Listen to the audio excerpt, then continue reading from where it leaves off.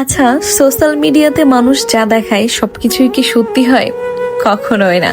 কারণ আমরা কিন্তু সোশ্যাল মিডিয়ায় বেছে বেছে সবচাইতে যে ছবিটাতে আমাদেরকে সুন্দর দেখায়, আমরা শুধু সেটাই শেয়ার করি। ঠিক তেমনি কেউ ভিডিওতে কষ্ট লুকিয়ে হাসে, আর কেউ হাসি লুকিয়ে কান্নার অভিনয় করে।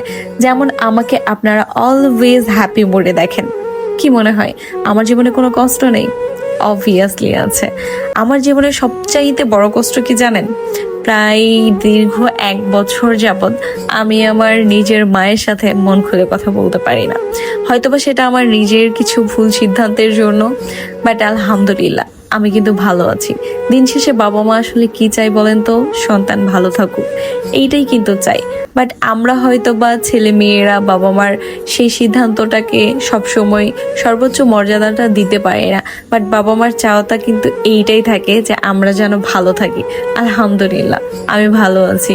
জানি হয়তোবা মন থেকে আমার মা বাবার দোয়া আমার সাথে সব সময় রয়েছে, যার কারণে এত কিছুর পরেও আমি আমার লাইফে আলহামদুলিল্লাহ অনেক বেশি ভালো আছি। হয়তোবা ভিতরে ভিতরে কিছুটা রাগ, অভিমান, অনেক কিছু জমানো আছে আমার মায়ের, বাট ভালোবাসা অবশ্যই আছে। নয়তো আমি ভালো থাকতে পারতাম না। কারণ বাবা মার মনে অনেক কষ্ট দিয়েছি, অনেক বেশি কষ্ট দিয়েছি। তারা যদি সেই কষ্ট থেকে আমাকে অভিশাপ দিত, তাহলে কিন্তু আমি এই ভালো সুন্দর একটা লাইফ লিড করতে পারতাম না। আলহামদুলিল্লাহ সবকিছুর জন্য। তবে সবসময় হাসি খুশি জীবনের মধ্যেও কিন্তু আমি সবচাইতে বেশি যে জিনিসটা মিস করি, সেইটা হলো আমার মায়ের ভালোবাসা, আমার মায়ের শাসন, আমার মায়ের সাথে কিছু মন খুলে গল্প করা, যেগুলো আমি করতে পারি না। দীর্ঘ 1 বছর ধরে অনেক না বলা কথা জমা আছে, যেগুলো হয়তো বা শেয়ার করতে পারি না। যদি কখনো আমার মায়ের মন নরম হয়, হয়তো বা সেই জমানো সব কথাগুলো, সেই সব কষ্টগুলো শেয়ার করে ফেলবো কখনো। তবে আমিও ভীষণই চাপা স্বভাবের।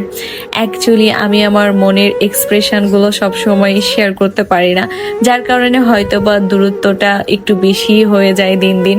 বাট সবাই আমার জন্য দোয়া করবেন, দিন শেষে যেন আমাদের মা মেয়ের মধ্যে যে রাগারাগি মান অভিমান আছে, সেইটা যেন সরে যায়। আবারও যেন আমি মন খুলে প্রাণ খুলে আমার মাকে জড়িয়ে ধরে আমার মনের সব দুঃখ কষ্ট শেয়ার করতে পারি। সবাই ভালো থাকবেন, সুস্থ থাকবেন।